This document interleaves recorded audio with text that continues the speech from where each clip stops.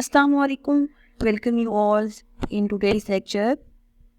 As we have discussed complex numbers in detail in previous lectures, now we will solve some equations in which complex numbers are involved. But by using these equations, we will find the values of unknown in the equation. तो हम ऐसा करते हैं कि कुछ examples consider कर लेते हैं जिससे हमें आइडिया होगा कि कैसे हमें सिस्टम ऑफ इक्वेशंस को सॉल्व करना है जिसमें कॉम्प्लेक्स नंबर्स भी अपीयर होते हैं। ठीक है, तो हमेशा जो इससे रिलेटेड क्वेश्चन है वो इस फॉर्म में गिवन होता है, solve the following equations for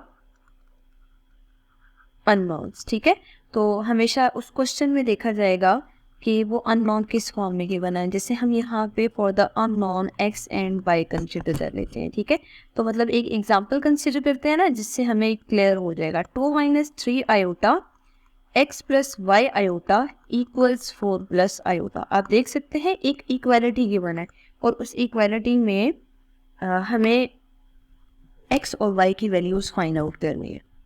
जब भी हमें इक्वलिटी के लिए कॉम्प्लेक्स नंबर्स को सिंप्लीफाई करना है तो हमेशा हमने देखना है किस टाइप का अरिथमेटिक ऑपरेशन मौजूद है। तो आप देख सकते हैं दोनों कॉम्प्लेक्स नंबर्स जो लेफ्ट हैंड साइड पे मौजूद है उनके दरमियान जो अरिथमेटिक ऑपरेशन है वो मल्टीप्लिकेशन का मौजूद है। तो सबसे पहला काम हम ये करते हैं, इन दोनों को मल्टीप्लाई कर लेते हैं। It's up to you, by using formula भी आप कर सकते हैं और हॉरिजॉन्टल मल्टीप्लिकेशन मेथड से भी सिंप्लीफाई कर सकते हैं। अब आप ऐसा करें कि प्रॉपर मल्टीप्लाई करने के बाद इसमें जो टर्म्स सिंप्लीफाई हो सकती है उनको सिंप्लीफाई करते हैं। सिंप्लीफाई करने का मतलब ये है कि अगर उसमें आयोटा की टर्म्स आ रही हैं तो आपने उन आयोटा की टर्म पावर्स को सिंप्लीफाई कर देना है, अगर वो पावर सिंप्लीफाई हो रही हो। ठीक है, तो यहाँ पे आयोटा स्क्वायर अपीयर हो रहा था तो आयोटा स्क्वायर की जगह हमने यहाँ पे -1 पुट कर दी है। ठीक है, अब हम ऐसा करते हैं कि इसको मज़ीद सिंप्लीफाई करते हैं तो इस टर्म के इक्वल आंसर आ रहा है। ठीक है, आपने हमेशा जब भी equality of complex numbers discuss करने हैं तो दो अगर कॉम्प्लेक्स नंबर इक्वल हैं, मतलब उनके दरमियान अगर इक्वल का साइन मौजूद है ना, तो इसका मतलब ये है कि हम उसके रियल और इमेजिनरी पार्ट्स को इक्वल कर सकते हैं। तो उसके लिए हम क्या करते हैं, सबसे पहले रियल नंबर्स को अलग कर लेते हैं और जो इमेजिनरी पार्ट आ रहा है ना इसका, उसको भी आप सेपरेट कर लें। ठीक है, फिर हम ऐसा करते हैं, यहाँ पे डायरेक्ट कंपेयर करके लिख लेते हैं, equating the real parts. Equating real parts, जरा दोनों में रियल पार्ट को सेपरेट कर दें। Real part left hand side पे देखिए 2x + 3y है और राइट हैंड साइड पे देखें तो 4 की इक्वल है। आप इस इक्वेशन को 1 मार्क कर दें। अब आप ऐसा करें, इक्वेट करें, इक्वेटिंग इमेजिनरी पार्ट्स। ठीक है, इमेजिनरी को IMAG लिख के मैं आगे डॉट डाल रही हूँ। ठीक है, इसका मतलब ये इमेजिनरी पार्ट्स का रिप्रेजेंट कर रहा है।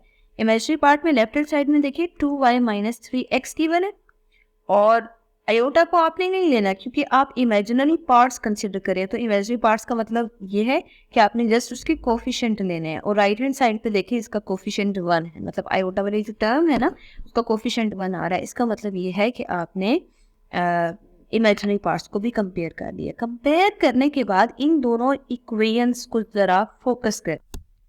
अब देखिए क्वेश्चन ये था कि आपने एक्स और वाई की वैल्यू फाइंड आउट करनी है। जब हमने रियल और इमेजिनरी पार्ट को कंपेयर किया है तो हमें क्लियरली दो सिस्टम ऑफ लीनियर इक्वेशंस मिल गई है। ठीक है, सिस्टम ऑफ लीनियर इक्वेशंस को हमने यूनिट 1 में डिटेल में डिस्कस किया हुआ है।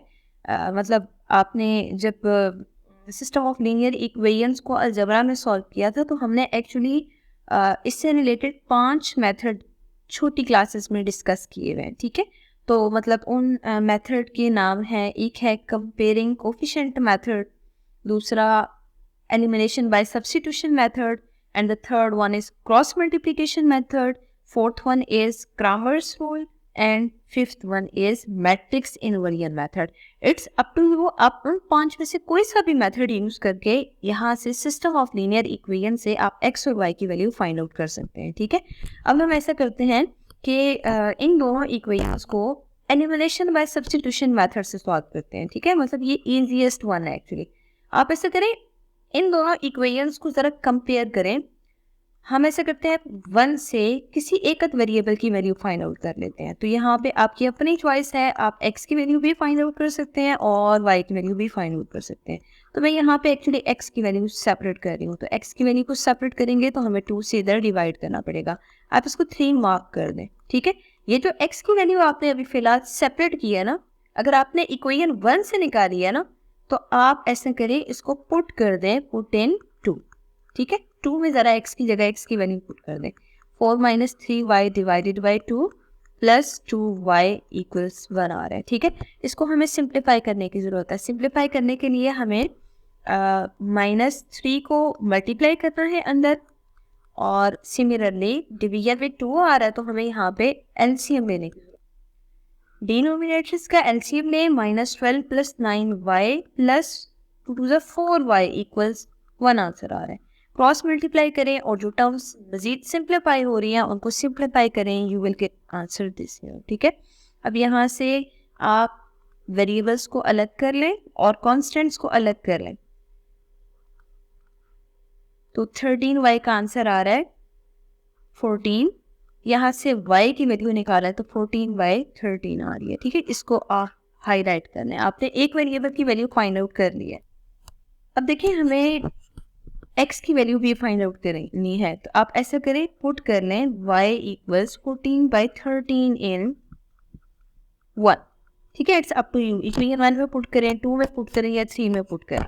तो ऐसा कर रही हूँ कि मैं इक्वेशन 1 में y की वैल्यू सब्स्टिट्यूट कर रही हूँ। जब आप y की वैल्यू यहाँ पे सब्स्टिट्यूट करेंगे ना, तो आपको नजर आ रहा है कि 2x plus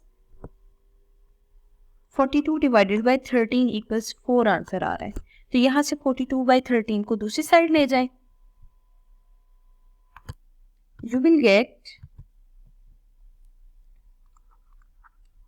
2x equals 4 minus 42 divided by 13। देखिए अगेन आपकी अपनी चॉइस है। अगर तो एलसीएम लेना चाहते हैं एलसीएम ले लें, अगर आप एलसीएम नहीं लेना चाहते तो आपके पास फुल फंक्शन कैलकुलेटर्स मौजूद हैं, ठीक है। और आपको अलाउ भी है, आप फुल फंक्शन कैलकुलेटर पे डायरेक्ट 4 माइनस 42 डिवाइडेड बाई 13 का आंसर फाइंड आउट कर लें और एक ही स्टेप में आप डायरेक्ट आंसर लिखते हैं। लेकिन अगर आप प्रॉपर सॉल्व करना चाहते हैं तो बाय यूजिंग एलसीएम मेथड इसको प्रॉपर सॉल्व करें और यहाँ से आप x की वैल्यू फाइंड आउट करें। जब आपको x की वैल्यू फाइंड आउट करनी है तो इस साइड ला के 2 को डिवाइड करना पड़ेगा। 2 5 से 10 हो जाएगा, मतलब कटिंग हो रही है, तो x की वैल्यू 5/13 आपको मिल गई है, ठीक है। तो क्वेश्चन ये था कि आपने x और y की वैल्यू फाइंड आउट करनी थी। आप यहाँ देख सकते हैं कि आपने x की वैल्यू 5/13 एंड y की वैल्यू 14/13 फाइंड आउट कर ली है। Actually this is the method in which we can easily trace out the values of unknowns in equalities where complex numbers are appeared। तो मतलब जब भी कोई भी कॉम्प्लेक्स नंबर आपको गिवन होगा, आपने हमेशा यही प्रोसीजर फॉलो करना है। सबसे पहले आपने उसको सिंप्लीफाई करना है। सिंप्लीफाई करने का मतलब ये है, सम टाइम कॉम्प्लेक्स नंबर्स पे स्क्वायर अपीयर होता है, सम टाइम उनमें अरिथमेटिक ऑपरेशन चेंज होता है, आयोटा की पावर्स अपीयर हो रही होती हैं। तो मतलब कोई भी फॉर्म गिवन हो तो सबसे पहला काम आपने ये करना है, जो अरिथमेटिक ऑपरेशन मौजूद है या जो मैथमेटिकल एक्सप्रेशन मौजूद है, आपने उसको सिंप्लीफाई कर लेना है। सिंप्लीफाई करने के बाद आपने रियल एंड इमेजिनरी पार्ट्स को कंपेयर करना है। कंपेयर करने का मतलब है उनको इक्वेट करना है। इक्वेट करने के बाद जो सिस्टम ऑफ लीनियर इक्वेशंस आ रही हैं उन दोनों को आप सॉल्व करने, और सॉल्व करने के लिए आप जो भी मेथड यूज करें वो करेक्ट होगा, मतलब वैल्यूज सेम आएंगी। इट्स अप टू यू, आप जो मर्जी मेथड फॉलो करें।